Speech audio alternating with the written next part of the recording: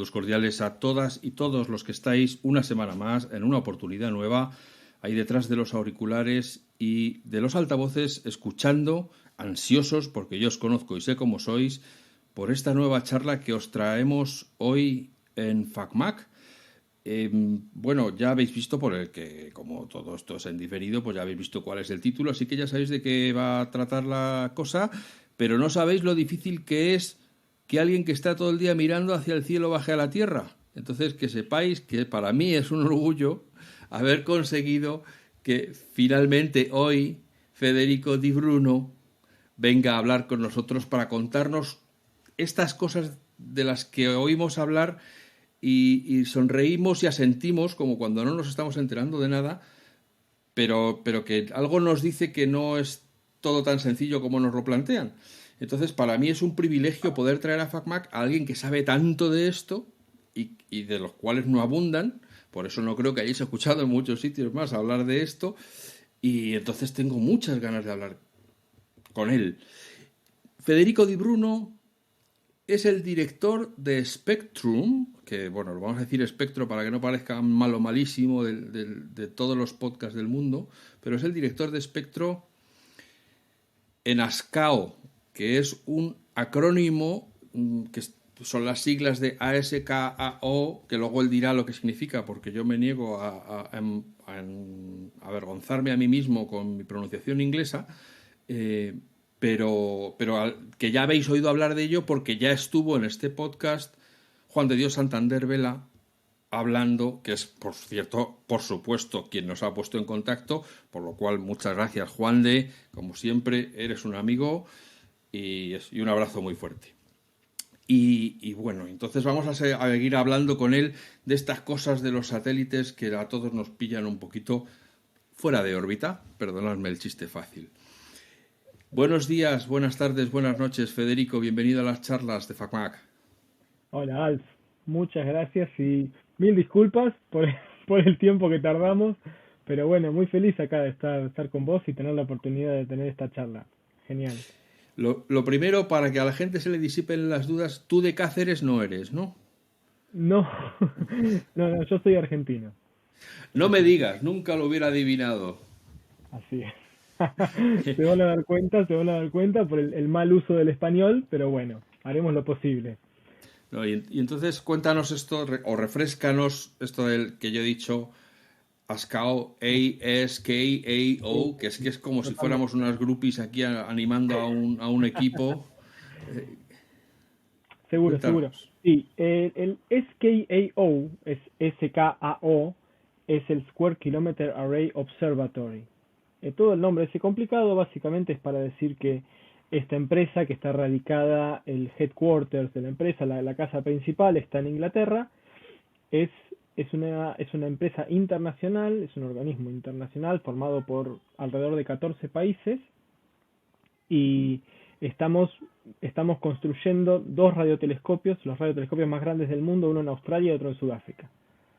Y justamente la base de cómo funciona un radiotelescopio es recibir ondas electromagnéticas que vienen del espacio, ¿sí? del universo en realidad, ¿no? de las afueras del espacio exterior, y necesitamos recibir esas ondas que llegan con una potencia muy, muy, muy, muy, muy baja.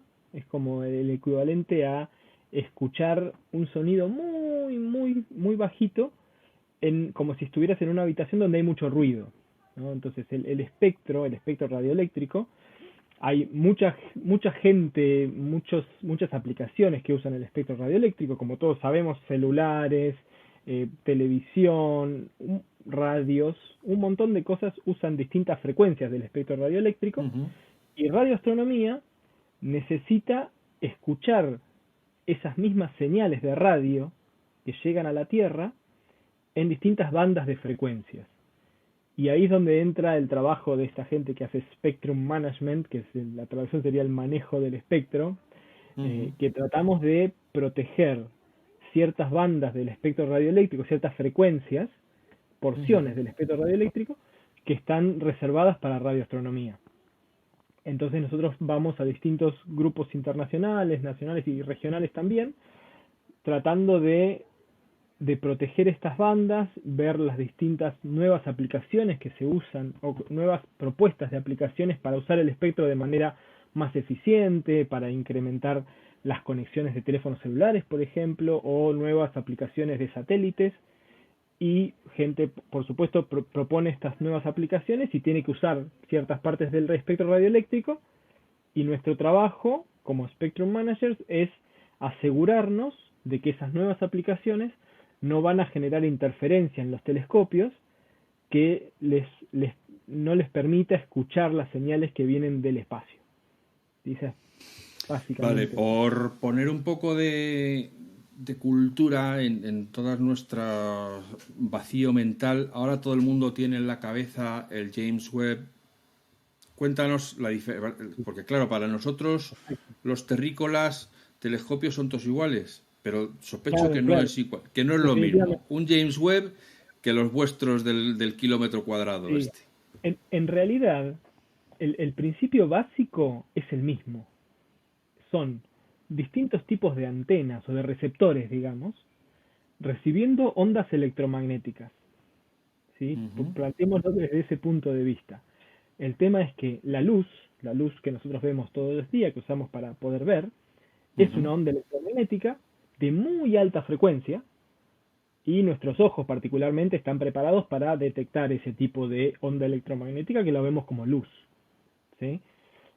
Entonces es los telescopios que se encargan de detectar ese tipo de onda electromagnética o telescopios ópticos son del tipo como del James Webb o los telescopios que uno normalmente imagina, de que tienen las lentes, ¿sí? Y uno usa para ver las estrellas a la noche, por ejemplo. Eso es un Mm. telescopio óptico. El James Webb particularmente es un telescopio infrarrojo, pero está muy cerca de un telescopio óptico. O sea, son unas frecuencias un poquito más bajas de las visibles, pero está más o menos en el mismo rango. Los telescopios que usamos nosotros, que son radiotelescopios, detectan ondas electromagnéticas de mucho más baja frecuencia. Entonces lo que usamos no son espejos, como usan los telescopios ópticos, no son espejos y lentes, sino lo que usamos son antenas. Son antenas muy grandes y las antenas de radiotelescopios van del orden de los 100 metros o cientos de metros de diámetro.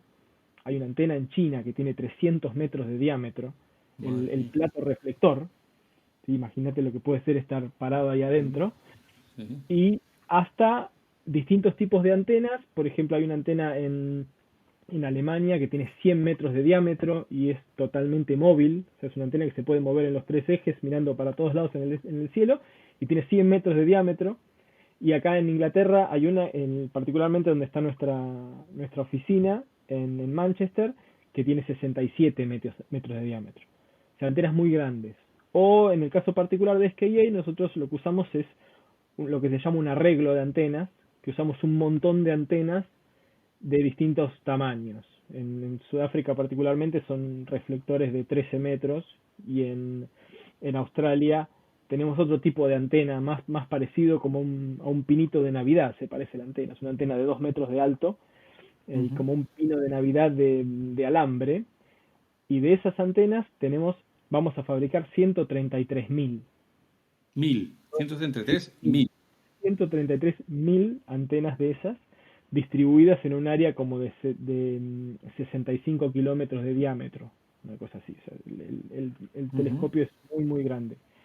Pero el principio es más o menos el mismo, solamente que las frecuencias que recibimos en radioastronomía son mucho más bajas y lo que pasa particularmente en radioastronomía es que eso que estaba explicando antes, hay muchos otros usos del espectro radioeléctrico. Para hacer un comparativo por ahí con cómo trabaja un telescopio óptico y lo que es la interferencia, imagina que vos estás en una noche muy oscura tratando de mirar una estrella con tus ojos solamente, ¿no? Necesitas un tiempo que los ojos se te aclimaten a lo que es la luz que estás pudiendo ver y de repente empezás a ver un poco más distintas estrellas en el cielo, ¿sí? Y de repente Ujú. viene alguien con una linterna y te pone la linterna directamente en tu ojo. Imagínate la Claro. sensación que podrías tener y cómo te quedas completamente ciego. Bueno, Ujú. esa es la misma situación de lo que pasa con un radiotelescopio cuando nosotros estamos tratando de detectar cierta frecuencia. y de repente tenemos por ahí en la visión del telescopio un satélite o un avión o algo así transmitiendo ondas de radio, porque necesitan comunicarse obviamente con la Tierra. Entonces esas ondas de radio las reciben nuestras antenas, que son muy muy sensibles, y así es como tienen interferencia, bueno. Y ciegan, claro. Ya. Pero entonces, a ver, para que yo me entere, si un marciano tose, ¿vosotros sois los primeros que os enteráis? Exacto, esa es la idea. O sea, Esa es no exactamente la idea. podríamos verle, pero sabríamos que ha tosido. Claro, exacto. Sabríamos que hay Uno alguien de los, porque ha habido una totalmente, alteración en la claro, fuerza, que dirían, ¿no? exactamente. Una de las aplicaciones de nuestros telescopios del SKA es justamente lo que se llama el SETI, que en inglés sería Sí. el Search for Extraterrestrial Intelligence, ¿sí? La búsqueda de inteligencia extraterrestre, que hace justamente eso. Usan todas estas grandes colecciones de antenas para recibir señales del espacio y tratan de detectar algo que sería lo que se llama una tecnofirma de una señal, como si fuera algo que estuviera generado por un tipo de sistema parecido a los que tenemos en la Tierra. Es Claro, decir, estamos tratando de detectar los celulares de los marcianos. los maqueros más veteranos seguro que han tenido el salvapantallas del SETI analizando paquetes mientras tenían el ordenador mientras no lo estaban usando. En la esperanza, esto es casi como que ser el niño que canta el gordo, que fueran en tus paquetes cuando de repente saliera algo diferente que dijeras, ¡ahí va! Aquí les he pillado, les he pillado. Claro. Pero, ¿y el SETI ha encontrado alguna vez algo? Y el SETI, por ahora que yo sepa, no hay nada confirmado, pero se trabaja mucho con lo que se llaman candidatos. Entonces tienen distintos tipos de observaciones, de estrategias para hacer observaciones, y cuando detectan alguna señal que les parece que es un candidato para algo que pudo ser generado en otra estrella, en otro sistema solar, en otro lugar del espacio, Ujú. se focalizan en eso y siguen haciendo investigaciones en esa dirección del espacio. El problema es que justamente el desafío que tiene el SETI es que está tratando de encontrar señales generadas artificialmente en un ambiente en el que vivimos que está lleno de señales generadas artificialmente. Claro. Entonces es muy difícil poder discernir entre qué es lo que es una señal que vino de un avión, que vino de un satélite, que vino de una estación de radio FM que está cerca del observatorio, por ejemplo. Entonces ahí entra todo lo Claro. que hace el SETI. De momento nosotros vamos a dejar aparcado a un lado el debate de si nos favorece o nos perjudica encontrar vida afuera o que nos encuentren ellos a nosotros, porque ese no es el objetivo de nuestra charla de hoy Totalmente. y hay mucha tela que cortar sobre si nos estamos pasando de ingenuos, ¿no? Y avisando a todo marciano que pase por aquí, aquí estamos, ven a visitarnos. Tú que eres capaz de atravesar kilómetros y kilómetros y miles de kilómetros en tu nave espacial, mira que hay unos pobrecillos que para llegar a Marte sudan. Bueno, no sé yo si serían buenas personas o buenos entes o serían malos entes. Así que ahora no nos vamos a ocupar de eso. Porque nosotros somos más mundanos. A nosotros nos preocupan las cosas que tenemos aquí y de lo demás pues ya nos preocuparemos cuando llegue, ¿no? Si algún día hay que saludar así separando los dedos de la mano en tal, pues ya lo practicaremos. Pero Apple en su última presentación de los teléfonos de repente, aunque se había rumoreado, pero bueno, digamos sí, de no tenerlo a tenerlo, anunció que sus teléfonos más caros iban a ser capaces de comunicarse con un satélite cuando no hubiera ninguna otra cobertura de datos. Es decir, si no tienes wifi y no tienes cobertura de datos, que eso viene a ser cuando estás, en nuestro caso, en la España vaciada, que no le importa nada a las operadoras, o en mitad de la montaña o en algún desierto, en situaciones verdaderamente poco favorables para el ser humano,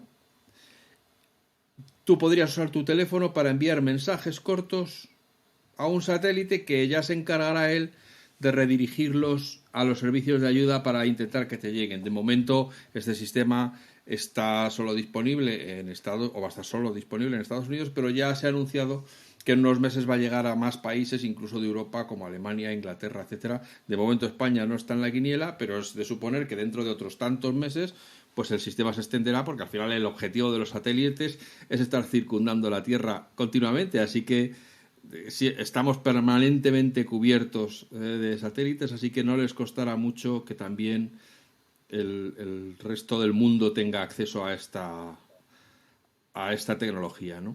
Entonces yo quería preguntarte, ya que te has dejado porque eres demasiado ingenuo y le dices que sí al primero que pasa y claro, pues ahora tienes que pagar las consecuencias de ello. ¿Qué importancia tiene esto? O sea, esto es un gimmick, es una cosa que, bueno, que sí, que en algún momento alguien dirá, pues a mí mi iPhone me salvó la vida porque estaba no sé dónde con el tobillo roto y pude avisar de que me vienen a buscar. Pero en general, ¿tiene alguna repercusión? ¿Indica algo de hacia dónde vamos? Claro. ¿Puede cambiar las comunicaciones como las conocemos? A ver, Sí, danos un sí, poco aquí, seguro. haz de Sí, sabio, haz de seguro. sabio.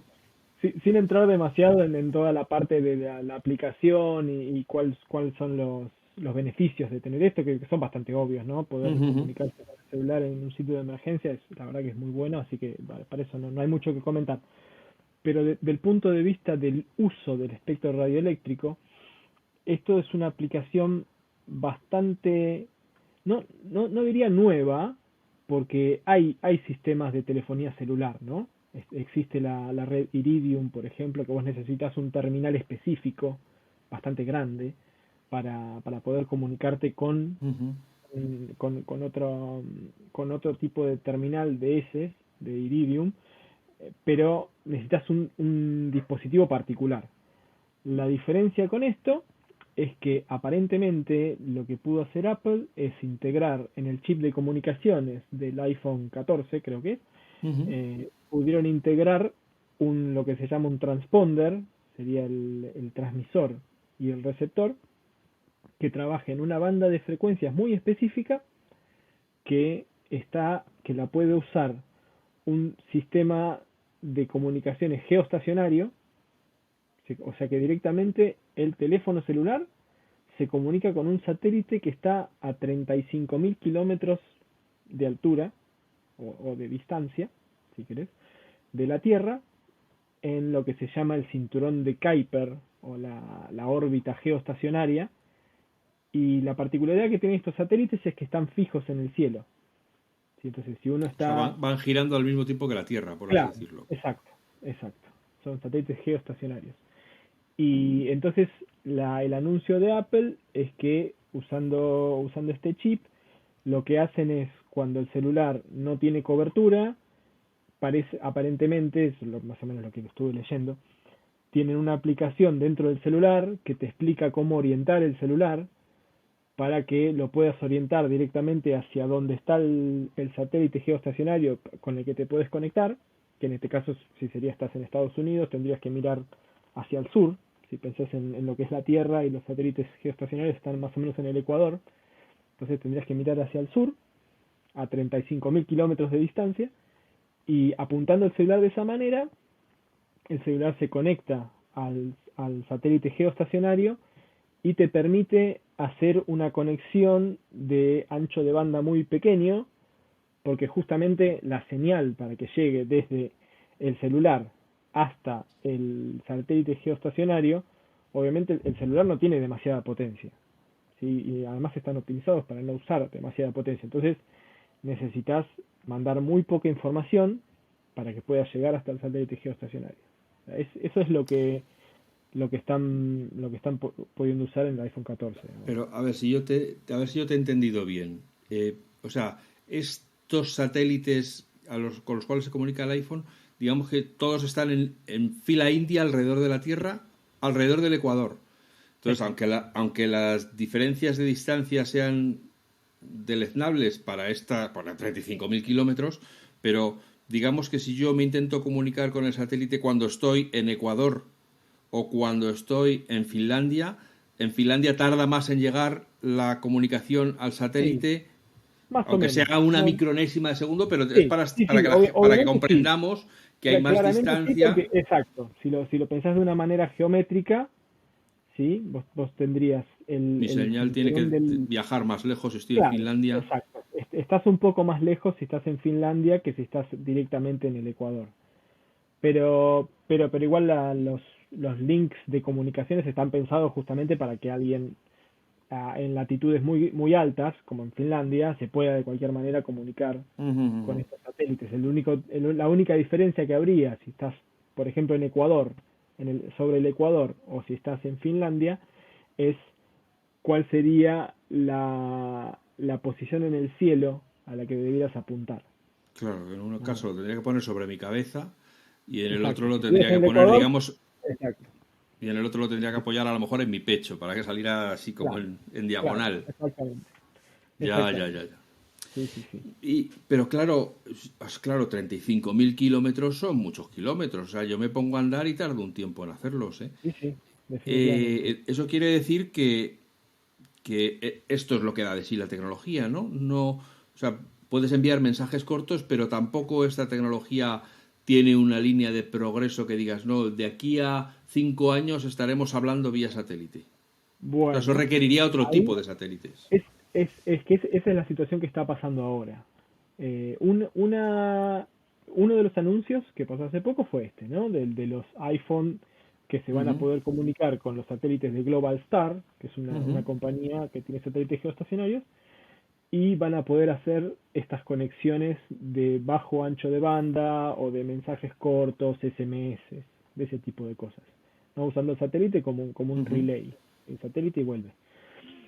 El otro anuncio que se hizo más o menos en paralelo es el de Elon Musk con la segunda generación de los satélites Starlink, que parece que tienen una idea de hacer algo similar, pero más parecido a lo que algunas otras compañías de satélites están haciendo ahora, que hay dos compañías que están haciendo algo similar a lo que hace Apple, nada más que en vez de con satélites geoestacionarios, que están muy lejos, lo están haciendo con satélites en lo que se llama la órbita LEO o la órbita baja, ¿sí? Que es una órbita que está entre 300 y 2000 kilómetros de distancia de la Tierra. O sea, recordando que los satélites geoestacionarios están a 35.000 kilómetros, Ujú. los satélites en Claro, LEO, en la órbita baja, están a están aquí, 2000 kilómetros como están aquí máximo. al lado, como aquel que dice. Claro, claro, están muchísimo más cerca. El tema es que al estar más cerca, ahora los satélites se mueven, que es otro tipo de constelación, son satélites que se mueven en vez de estar fijos en el cielo, y necesitan muchos más satélites para poder proveer eh, cobertura total de la Tierra con este servicio. Y lo que están proponiendo estas nuevas compañías es hacer conexiones directamente desde el celular al satélite y a la Tierra, usando el satélite como si fuera una torre de celular directamente. ¿Sí? O sea, uno cuando tiene un celular en su casa, vos estás caminando, por ejemplo, por la ciudad y vas Ujú, cambiando de torres de celular, ¿no? Vos te ujú. comunicas con una torre de celular y cuando te alejas mucho de esa torre, tu celular automáticamente se conecta con otra torre. ¿Sí? Eso es lo que normalmente pasa cuando uno está en la ciudad, lugares que tienen cobertura.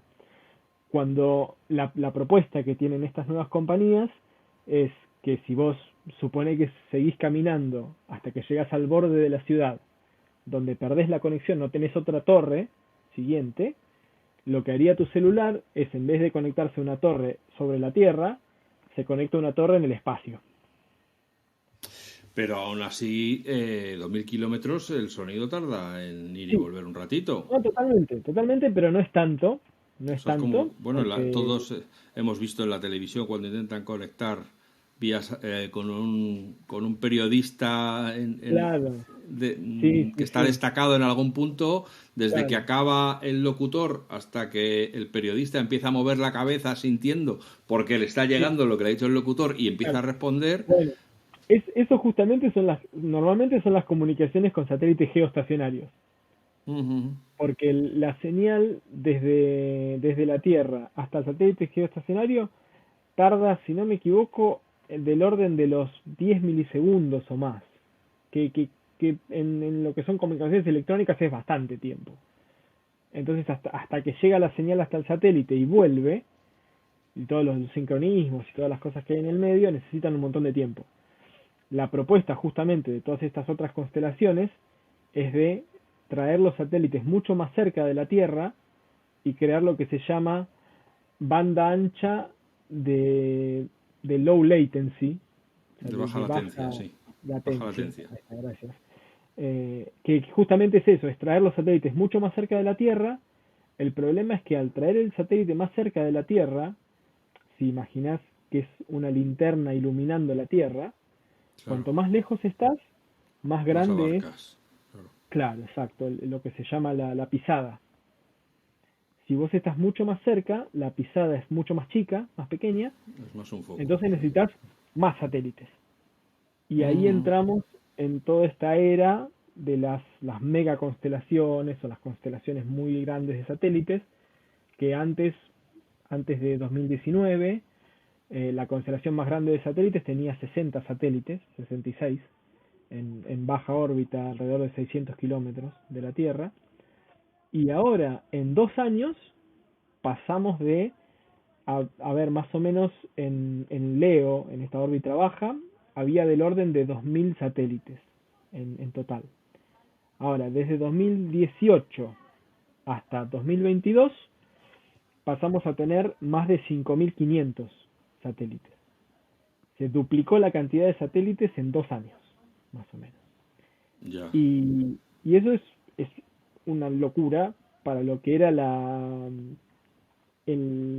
tendencia de la cantidad de satélites que había en el espacio, Ujú. porque normalmente los que podían lanzar satélites, como habíamos charlado antes, los que lanzaban los satélites eran las agencias espaciales, los gobiernos, algunas compañías, ¿sí? Pero lanzaban un satélite, por ejemplo, un satélite de investigación, un satélite geoestacionario, un satélite de comunicaciones, o estas constelaciones de 50, 60 satélites, o por ahí, por ejemplo, las constelaciones de GPS, ¿sí? Que tienen 24 satélites, que son grandes, en principio. Pero después entramos en esta era nueva, con por ejemplo OneWeb, que está lanzando 648 satélites, o Starlink, que su primera fase está lanzando 4400 satélites. Y solo con estas dos constelaciones ya duplicaron la cantidad de satélites que hay en órbita baja, en Leo. Y eso trae un montón de consecuencias, no solamente desde el punto de vista de radioastronomía, por supuesto, porque en radioastronomía estamos todos preocupados por lo que charlábamos antes, ¿no? O sea, estamos mirando con nuestras antenas hacia afuera, tratando de escuchar lo que viene hacia la Tierra, y de repente tenemos una gran red de satélites todo alrededor de la Tierra que se mueven y tenemos que tratar de entender cuándo estamos apuntando a un satélite, cuándo no, cuáles son las señales que llegan del satélite, cuáles no son. Complica eso, pero también lo que se complica mucho es el tema del uso del espacio, ¿no? Si uno supone que el espacio es un concepto enorme, ¿no? El espacio no termina nunca, es verdad. El único problema es que el espacio cerca de la Tierra sí Ese es, sí es es finito. finito. Claro. Ujú. Claro. Hay una cierta cantidad de satélites o de objetos que uno puede poner ahí hasta que los objetos empiezan a chocar uno con el otro, ¿no? Hasta Claro, que empiezan a eso te iba a preguntar, colisionar. porque claro, nosotros hablamos de satélites y para nosotros, cuando hablo de nosotros, digo los civiles, por así decirlo, los ciudadanos, yo creo que se nos transmite la sensación de que aquello es eterno, pero los satélites tienen un periodo de vida. Claro, sí, sí, sí, por Y, supuesto. y una vez que un satélite acaba su periodo de vida, ¿quién lo baja a la Tierra? Pues ¿quién lo quita de en medio de la Y órbita? O depende, va a haber que hacer pasar como en las piscinas con unas redecillas y recogiendo satélites como si fueran hojas sí. para Lo, lo, sacarlos di- del camino. lo decís en broma, pero hay mucha gente que lo está pensando en serio. Y la respuesta es depende, en realidad, depende de la altura a la que el satélite esté. ¿Sí? Con alturas más bajas, lo que pasa es que lo que se llama el drag de la atmósfera, o sea, el mismo satélite moviéndose a una altura no demasiado alta, tiene fricción con las Ujú, partes de la atmósfera que quedan ahí y empieza a caer solo. ¿Sí? Un ujú. satélite que ya terminó su vida útil empieza a caer hacia la Tierra, mientras va girando alrededor de la Tierra, empieza a bajar su altura hasta que termina entrando en la Tierra Como un y globo que se parte va se quema, deshinchando. claro, y parte se desintegra en la atmósfera y otra parte termina en algún lugar, normalmente en el océano. Otros satélites que están en altura más alta no pueden bajar. O sea, tardan, si se los dejara para que bajen solos por ese mismo efecto, tardarían cientos de años, por ejemplo. Entonces, lo que se está tratando de hacer ahora, con todo este tema del uso sustentable del espacio, es ver que las compañías también piensen qué van a hacer cuando el satélite deja o termina su vida útil. Y sobre todo es una cosa muy importante para estas constelaciones que tienen miles de satélites, porque si los satélites tienen una vida útil de 5 o 6 años y quieren mantener, ¿no?, sus miles de satélites en el espacio, obviamente vas a tener un ciclo de que un satélite baja y De otro satélite reposición. sube. Claro. Exacto. Entonces también tienen que tener todo ese esquema de qué van a hacer con los satélites una vez que termine su vida útil, cómo los van a bajar, si los dejan ahí, si no, todo eso. Y es todo un tema, porque no sé si habrán escuchado lo que pasó hace, creo que fue un año, hubo un ensayo de lo que se llama un sistema antisatélite, ASAT en inglés, y un país decidió lanzar un misil hacia un satélite en órbita baja y para probar esa tecnología de a ver si el país puede destruir un satélite de su propio país, ¿no? Era un satélite ruso. Y esto es una cosa abierta, ¿no? No es nada secreto ni nada de eso. Eh, Vaya y hombre, bueno, yo que me había hecho mandaron ilusiones. un misil, mandaron un misil y obviamente, ¿no?, la tecnología funcionó porque el satélite fue destruido e instantáneamente generaron cientos de miles Ya. de pedacitos de satélite en órbita baja que empezaron a orbitar la Tierra y hay un montón de gráficos por todos lados en internet que muestran cómo está todo el mundo, todos los operadores de satélites están muy preocupados porque justamente esto generó como si fuera un cinturón Ujú. de basura espacial, que hay ciertos satélites que cruzan por ese cinturón. Entonces, cuando van los satélites moviéndose en órbita baja, Impacta. puede pasar que en algún momento un satélite útil impacte contra un pedazo de basura de esta explosión de un satélite. Y lo mismo podría pasar si dos satélites útiles chocaran uno contra el otro, ¿sí? Que también puede pasar. Ujú. Como en órbita baja los satélites se están moviendo todo el tiempo, puede pasar que dos satélites tengan caminos cruzados y también choquen entre ellos, que también pasó.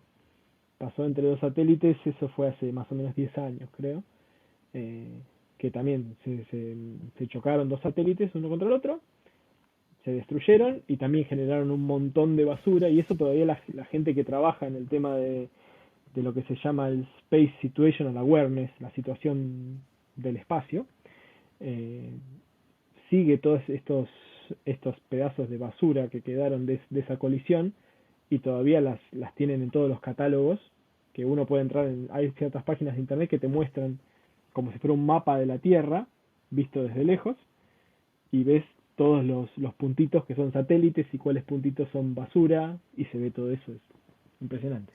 Ya. ¿Qué organismo decide que hay sitio para que alguien Mm, mande un satélite Interesante, que lo quiere colocar en tal punto? ¿Cómo se ponen de interesante, acuerdo aquí? bien, bien. Eh, el organismo que regula el espacio a nivel internacional se llama COPUOS, que es el Comité del Uso Pacífico del Espacio Exterior, en, que creo las siglas son en inglés.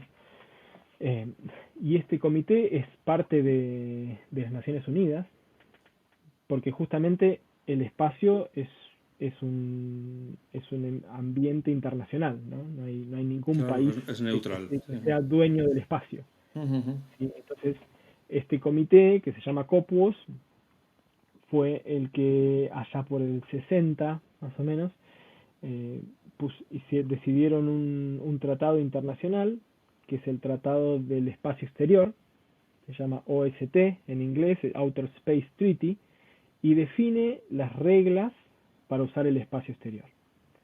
Pero como todo tratado internacional, es bastante laxo, ¿sí? Entonces define que, por ejemplo, que los países, que cada país que lanza un objeto al espacio es responsable si pasa algo con otro país, ¿sí? Para decirlo en términos más o menos simples, y acá yo no soy ningún abogado espacial, que existen y entienden muchísimo de este tema, yo estoy más o menos metido Ujú. y algo entiendo, así que tampoco tomen lo que digo demasiado en la Al pie de la letra, letra. pero viene por ese lado, como que si España hoy decide lanzar un satélite, si por ejemplo vos, Alf, querés lanzar un satélite, vas, vas al ente regulador del espacio en España, que podría ser la Agencia Espacial Española, probablemente, y decís, bueno, yo quiero lanzar este satélite, que va a hacer este tipo de aplicación, tenés que explicar lo que va a hacer, tenés que decir qué frecuencias vas a usar del espectro para comunicarte con el satélite,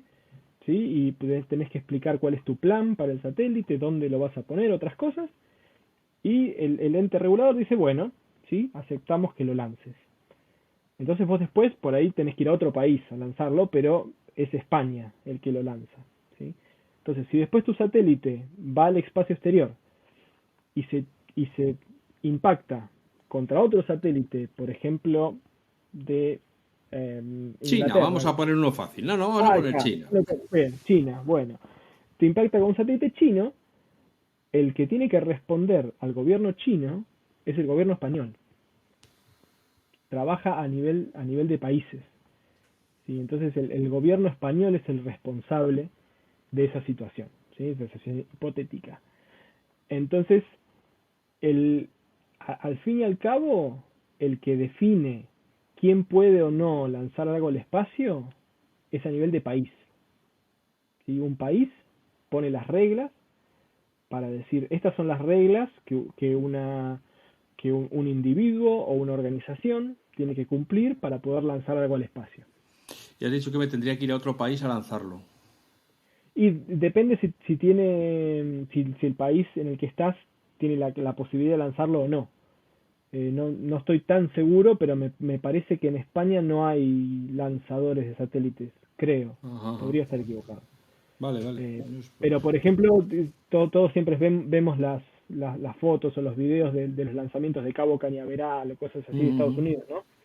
Por ejemplo, ese podría ser un lugar donde uno va y lanza su satélite.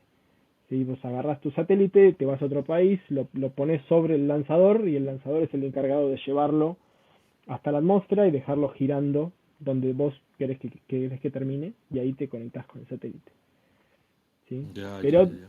cada país tiene sus condiciones para que se puedan lanzar estos satélites. Y ahí está el tema de por qué está toda esta discusión de la sustentabilidad del espacio y cuántos satélites se pueden lanzar en esta órbita baja, porque en principio, si uno piensa, bueno, ponemos un satélite acá, otro satélite acá, otro satélite allá, la estación espacial está a 600 kilómetros de altura, el telescopio Hubble está a 300 kilómetros de altura, por ejemplo, y están todos estos satélites ahí, y si son del orden que estaban antes de 2018, no había casi ningún problema, porque estaban todos tranquilos, todo el mundo estaba tranquilo de que el espacio realmente era grande, la superficie, digamos, en cada una de Ujú. estas esferas a una cierta altura, vos tenés como si fuera una esfera, ¿sí? Donde se apoyan todos los satélites, digamos, ¿sí? A cada Ujú. altura.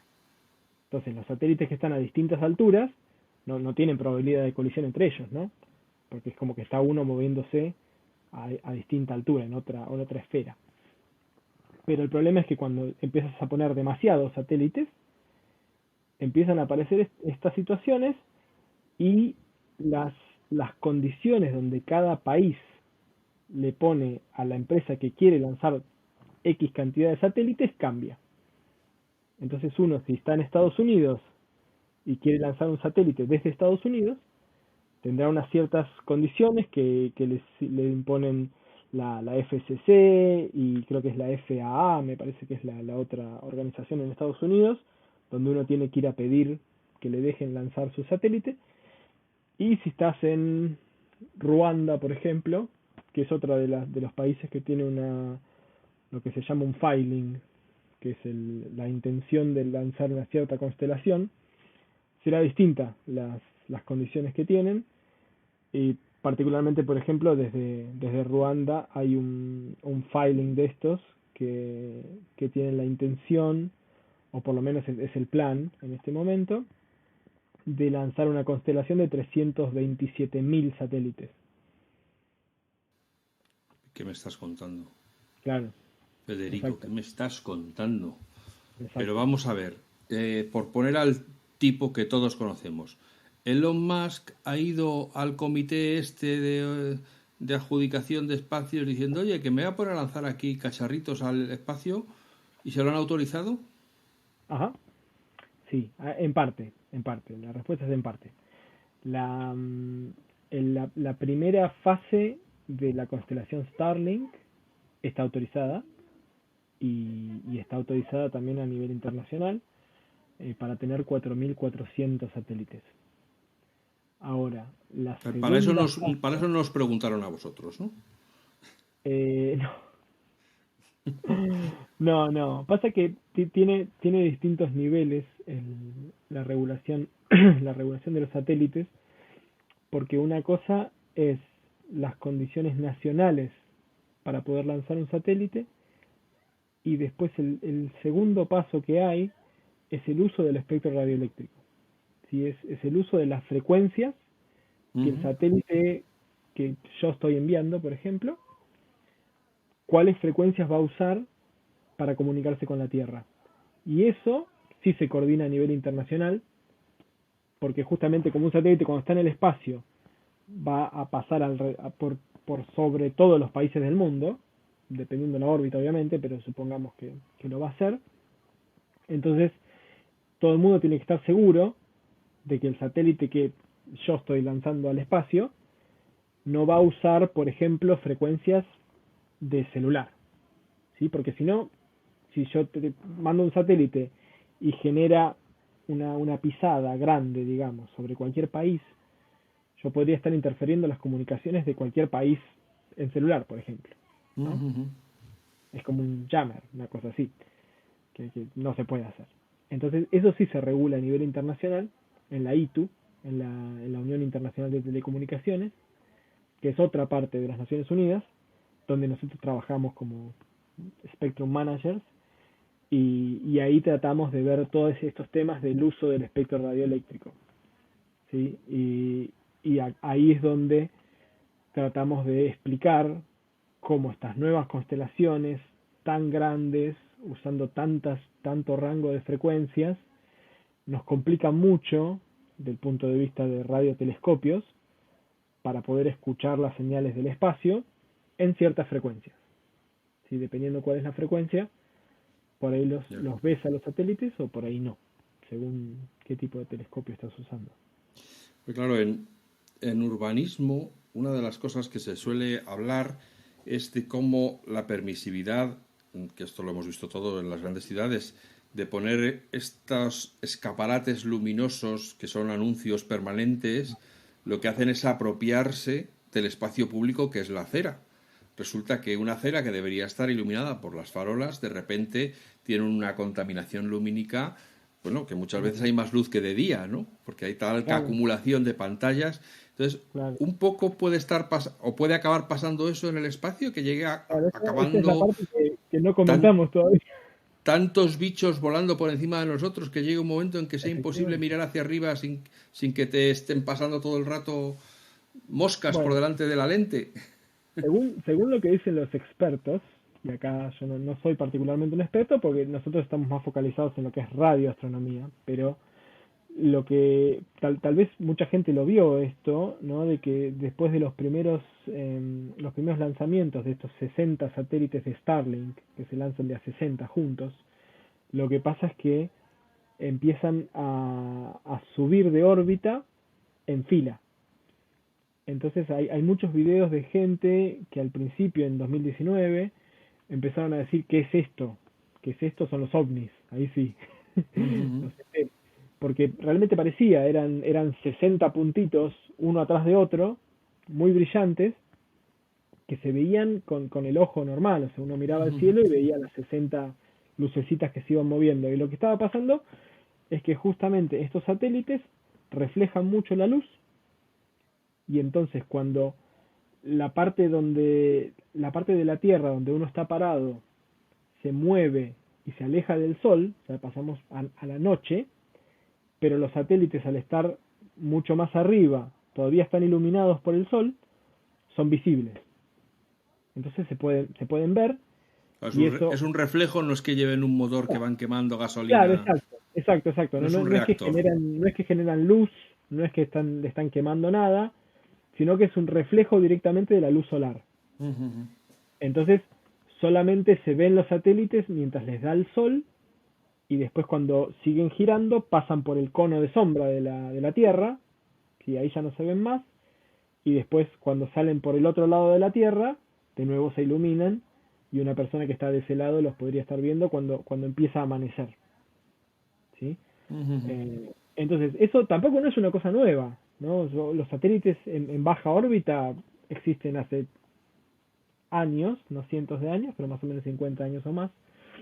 Y eso siempre pasó. Si siempre un satélite en órbita baja le da el sol, refleja y se ve.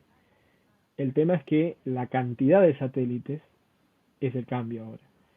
Y es lo que está pasando, y todo lo que sobre todo los astrónomos ópticos están tratando de crear conciencia sobre esto, porque es casi como si uno pensara en un tema ambiental. Ujú. ¿Sí? Es una contaminación lumínica de lo que es la noche directamente. Y Ujú. podría llegar a pasar el escenario que pusiste recién, de que en el futuro cercano, si realmente estos números gigantes de constelaciones realmente se ponen en el espacio y no se hace nada para tratar de mitigar esta reflectividad que tienen los satélites, podría llegar a pasar que mirás al cielo y ves un montón de estrellas moviéndose, en vez de las Ujú. estrellas fijas, lo que estamos acostumbrados todos.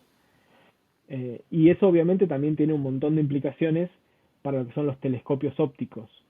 ¿Sí? Lo que hablamos al principio de un telescopio óptico, sí, está mirando directamente la luz visible que viene de las estrellas, Ujú. y que si pasa un satélite por adelante del telescopio óptico y refleja la luz, se ven todas esas imágenes con rayas que andan dando vueltas por todos lados, que son justamente eso, son observaciones del cielo y un satélite pasando y deja todo marcado. Y estas empresas que están lanzando constelaciones de satélites, por no centrarlo todo en la más conocida, en la pionera, Sí. pagan todos los años una licencia al mundo por usar el espacio que es de todos, Mm, o que no es de bien, nadie, pero ellos se lo están bien, apropiando, porque al final es un negocio privado, bien, por el que sí, cobran además no poco. sí, totalmente. La verdad que para hacer el lanzamiento del satélite al espacio no estoy seguro. Sí, yo creo que se paga, pero se paga una sola vez, me parece, para hacer el lanzamiento, pero eso lo podremos averiguar, no estoy tan seguro. A lo que estoy seguro es para el uso del espectro radioeléctrico, es decir, para brindar el servicio que quieren brindar en cada país. Lo que tienen que hacer las empresas es conseguir una licencia en cada uno de los países. ¿Sí? O sea, yo lanzo mi satélite al espacio desde Inglaterra, supongamos. Inglaterra me autoriza, yo tengo un satélite en el espacio, y ese satélite, digamos que va a proveer un servicio de conexión a un celular, ¿sí? A un teléfono. Yo, para poder vender mi servicio en España, tengo que ir a hablar con el ente regulador del espectro radioeléctrico en España, pedir una licencia en España y pagar la licencia mensualmente o como se pague, pero sí, Ujú. eso se paga seguido para poder vender mi servicio en España. Y justamente esa licencia es lo que muchos astrónomos ahora y otros grupos en los que yo estoy bastante involucrado, estamos tratando de generar conciencia a los países para mostrarles que ese tipo de licencia le permite al país poner condiciones para con los operadores, para decir, bueno, si usted quiere brindar servicio en nuestro país, estas son las condiciones que tiene que cumplir, por ejemplo, para proteger la astronomía. ¿Sí? Y eso hace no mucho se implementó en Alemania, por ejemplo, que hay una pequeña celda en Alemania. Celda me refiero a la cobertura sobre el territorio. Hay Ujú. una parte muy pequeña del territorio alemán que no tiene cobertura de Starlink, por ejemplo, porque es un área que está protegida donde hay un radiotelescopio, que es este radiotelescopio de 100 metros de diámetro que se llama Effelsberg. Es decir, que en ese área lo que el ente regulador de Alemania dijo es que no se puede Emitir. enviar señales, claro, enviar señales desde los satélites a ese área porque el telescopio es muy sensible y entonces no pueden realizar las observaciones que tienen que hacer. ¿Pero y qué hace el satélite? ¿Se desconecta? O sea, va conectado, se desconecta, pasa por encima y se vuelve a No, conectar? no, es un poco más complejo porque depende ahora de la tecnología que tienen los satélites. Los satélites de Starlink particularmente tienen haces dirigibles, entonces los haces pueden se van moviendo según qué, qué área en la Tierra tienen que cubrir. Entonces, cuando el satélite se va moviendo, puede iluminar una cierta parte y otra parte no de la Tierra. Entonces, así funciona y así protegen ciertas áreas donde hay radiotelescopios o donde por algún motivo especial el país no quiere tener esas señales. Yo, como ya he dicho varias veces, no tengo ni idea de esto, de lo que estamos hablando, pero y me surge ahora la pregunta, ¿SpaceLink y todos los que vienen detrás Sí. están cubriendo alguna necesidad real? O sea, ¿era necesario esto o es uno de esos negocios que cuando pase el tiempo y se asienten las cosas van a quedar redundantes y Y consecuentemente el espacio lleno de basura? sinceramente habrá que ver. Eh, yo sé de gente que lo usa y que le sirve. eh, Sé de otra gente que no. Sé de gente. He visto también casos, artículos, noticias donde fue muy útil, ¿no? Que lo usaron para ciertas emergencias o zonas donde no había conexión o pasó algo y se cayó toda la infraestructura terrestre y usaron esto y la verdad que es muy bueno. ¿Sí? Es el mismo caso de lo que estábamos hablando antes del iPhone 14. ¿Sí?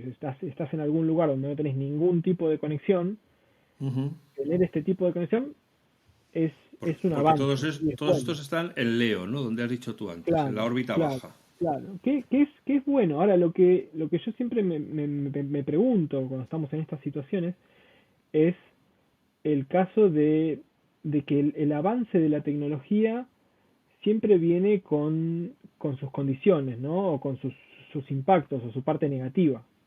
¿Sí? O sea, Ujú. tener toda esta tecnología nueva, estas nuevas posibilidades es genial, obviamente, pero si uno se pone a pensar lo que pasó con la industria del plástico, por ejemplo, cuando salieron los plásticos hace mucho tiempo atrás, que obviamente fue una innovación genial, ¿no? Todo el mundo usa plásticos todo el día, dependemos de los plásticos para un montón de cosas, las aplicaciones del plástico en la medicina son fabulosas, y después vemos toda la parte negativa del plástico, todo el daño que hicimos, por ejemplo, en el mar, en los océanos, con los plásticos, y ojalá no pase lo mismo con el uso del espacio, ¿sí? O sea, tenemos todas estas nuevas tecnologías que nos permiten usar más el espacio, además poder, poder homogeneizar el acceso al espacio, ¿sí? Porque ahora no solo los países grandes pueden acceder al espacio, ahora muchos otros países también pueden acceder al espacio, también pueden enviar su satélite y no es tan caro,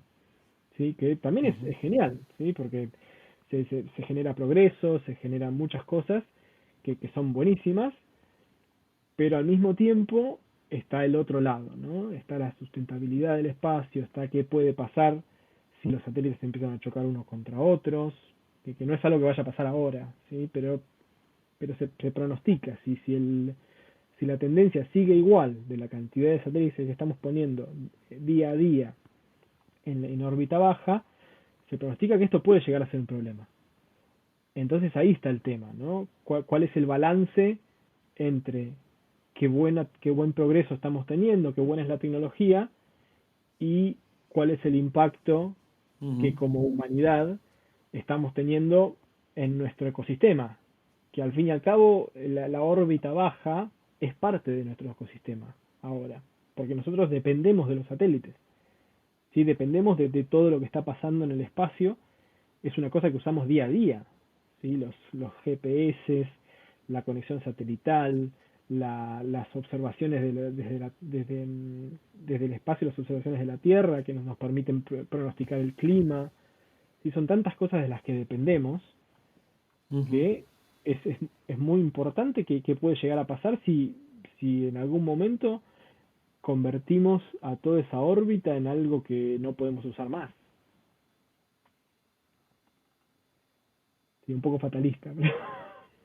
No, no, Pero la estaba ahí verdad que dejando es algo para discutir y se está discutiendo, ¿eh? Se está Ujú. discutiendo y la verdad que todo el tema de la sustentabilidad del espacio es trending topic, digamos, en los círculos en los que nos movemos nosotros.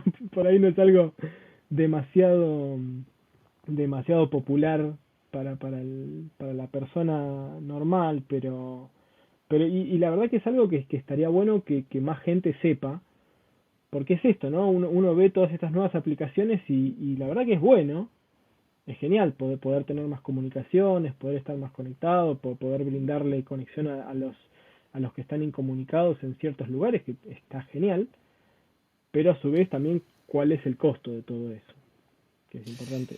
Es que yo casualmente el otro día estaba viajando en coche y se estaba haciendo de noche y veía, bueno, estaba en mitad de la nada y estaba viendo estrellas tal y saqué una aplicación que tengo en el móvil que se llama Night Sky.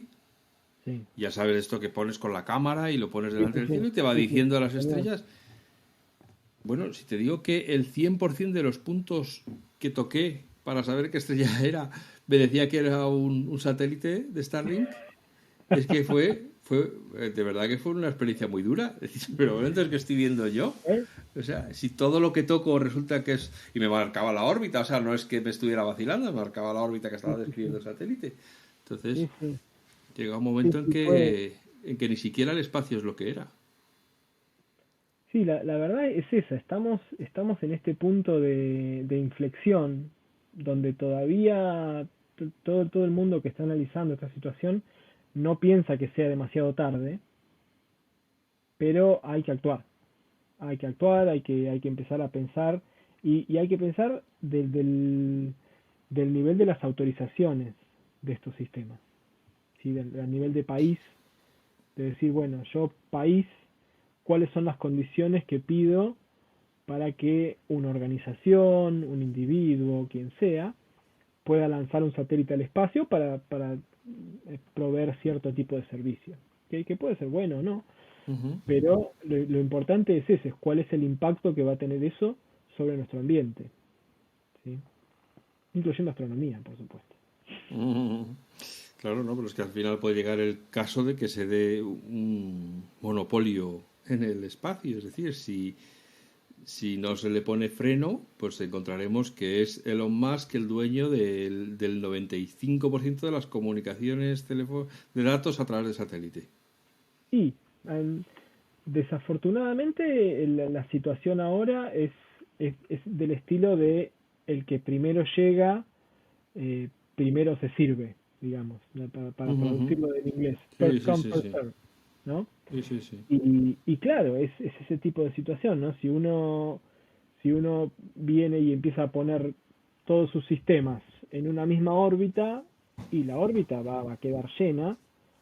Y si, por ejemplo, yo después quiero venir y poner otro satélite a la misma altura, me va a costar muchísimo más en términos de inversión y de sistemas y de cosas que va a tener mi satélite para poder estar seguro en ese tipo, en esa altura, que si no estuvieran todos esos satélites. Y ya ese es un costo que otro país va a tener que pagar, y eso toca dentro de lo que se llama el OST, del Outer Space Treaty, del tratado este de Ion Corpus, que uno de los puntos del tratado, de nuevo, yo no soy un experto en esto, simplemente de lo que me acuerdo y fui leyendo, que uno de los puntos de este tratado dice que el espacio exterior es inapropiable. Es decir, nadie puede decir esta parte del espacio es mío. No, solo que ya lo tienen ocupado. Claro, eso es Esa es la discusión, exacto, esa es la una discusión. ley de la materia. Claro, Ya si ya claro, está, si hay un cuerpo ahí, otro cuerpo ahí no está puede la ocupar el mismo discusión. sitio. Claro, Claro, por ahí está la eso yo estaba pensando, pues es que esto realmente debería ser propiedades estatales, por así decirlo. Es decir, no son de nadie. Se Bueno, hace una infraestructura pública sí, y luego se alquila el que lo quiera usar. bueno, así funciona la órbita geoestacionaria. Funciona exactamente como lo dijiste. La órbita geoestacionaria, como Ujú. dijimos antes, son pedacitos de un círculo, digamos. Sí. ¿Sí? Es un círculo alrededor de la Tierra, donde si vos te parás en cada país tiene su pedacito de pizza, Ajá. ¿sí? Su porción de pizza hacia la órbita geoestacionaria. Entonces a cada país le corresponde cierto ángulo, digamos, de la órbita geoestacionaria, ¿no? Ujú. Entonces, todos los países del mundo se juntaron en la ITU, en la Unión Internacional de Telecomunicaciones, y dijeron, bueno, ¿cómo vamos a usar la órbita geoestacionaria? Porque justamente esa órbita en particular es muy finita, porque tiene muy pocos espacios, porque está a una altura determinada y en una latitud determinada también. Ujú. Entonces se juntaron y dijeron, ¿cómo hacemos para asegurarnos que todo el mundo, por más que no tenga la capacidad de lanzar un satélite, pueda tener acceso ahí? Porque además, depende de dónde está tu satélite, tiene que estar justo arriba de tu país, ¿sí? Si yo, por ejemplo, estuviera en Australia y quisiera usar un satélite que está en Inglaterra, no podría, porque está del otro lado. Ujú. Claro, Entonces, tienes que saber que está encima de estando, Australia. si vos querés usar un satélite geoestacionario, tenés que ponerlo exactamente en la ubicación dentro del cinturón que le corresponde al país. Y eso se hizo en la ITU y hay un montón de regulaciones para decir dónde van los satélites de cada país. La situación es que en LEO es mucho más difícil porque en vez de ser un círculo, una circunferencia que se puede partir en ángulos, estamos hablando ahora de un volumen. ¿Sí? Es como si fuera una cáscara, pensemos como una cáscara de huevo, ¿sí? Como Ujú. muchas cáscaras a cada altura, Como una cebolla. claro, como una cebolla, exactamente. Entonces, y la discusión ahí es, bueno, ¿cómo se particiona esto? ¿Cómo se dice cuál es el área, cuál es la densidad que puede ocupar cada país? Y eso es una cosa que todavía no se definió, se está empezando a discutir un poco ahora en la última reunión de la ITU, de lo que se llama la Plenipotentiary Meeting, que es como la reunión de más alto nivel de la Unión Internacional de Telecomunicaciones. Se discutió un poco el tema del uso de la órbita LEO y cómo se puede asegurar el acceso equitativo, ¿no? Que es esta Sobre misma todo porque va a discusión. acabar plagada de sistemas redundantes. Es decir, yo ahora mismo no sé Uf, quién es la competencia de Starlink, pero sí, si sale eso otra es, que dice, yo también voy a mandar 36.000. por supuesto. Así que, pues vamos a tener, si Starlink manda otros 36.000, pues 64.000, Sí, dos sistemas que hacen lo mismo, efectivamente. para el Sí, mismo número de gente. O sea, al sí, final, sí. Sería más sencillo que se lanzara un único y que luego se alquilara Hay, al que lo quiera. ¿Que hay, que, hubo algunas discusiones sobre eso. que hay algún avance tecnológico? Pues se van repostando los nuevos Claro, satélites con las nuevas claro, tecnologías, se bajan con su cordoncito a la Tierra y se sube uno nuevo. sí. Y eso es, bueno, Hubo discusiones de ese tipo en algunos foros de sustentabilidad. La situación es que también los países ven estas constelaciones como un tema de comunicación estratégica y de seguridad del país. Entonces ahí entra toda otra esfera de toda esta por eso que discusión. luego además están los chinos, están los rusos, están Claro, los indios, exacto, etcétera, etcétera, ¿no? Todo aquel que tiene cuatro perras, o aunque no las tenga, exacto. pero que ven Sí, la sí, sí. oportunidad de... Ahora hace muy poco salió un comunicado que la Unión Europea también está planeando su propia constelación. Por eso, fíjate, es que esto... Entonces ya se puede contar, ¿no? Tenés la constelación de Starlink, OneWeb, Amazon Kuiper, ahora está esta otra constelación de Inglaterra, está la de los chinos, y así hay muchas más. Está la de Ruanda, por ejemplo, y varias más. Así que sí, y contando. Bueno, amigas y amigos, me alegra mucho que seáis del tipo de personas a los que les gusta aprender, porque desde luego hoy hemos tenido una clase intensa de temas que normalmente, pues no sé, yo creo que no pasamos de la segunda línea cuando nos sale el tema, porque nos pillan muy lejos, como es lo que estamos hablando, pues de 2000 kilómetros para arriba más o menos. Y esperamos que os haya parecido interesante. A mí, desde luego, me ha apasionado, se me ha hecho cortísimo y podría estar aquí lanzándole preguntas que me van viniendo a la cabeza, pues otras 2 horas fácilmente, hasta que pasara el siguiente Starlink por encima. Pero vamos a dejar a Federico que vuelva a sus quehaceres, que bastante ha hecho el hombre con dar así codazos en su agenda para podernos encajar en medio. Y le vamos a agradecer que haya venido. Y a vosotros y a vosotras, por supuesto, la fidelidad y las muestras de apreciación por el trabajo que hacemos cada semana aquí en FacMac, pues nos hacen desearos nuevamente que seáis felices, que seáis buenas personas y que nos escuchemos de nuevo muy pronto. Hasta ahora.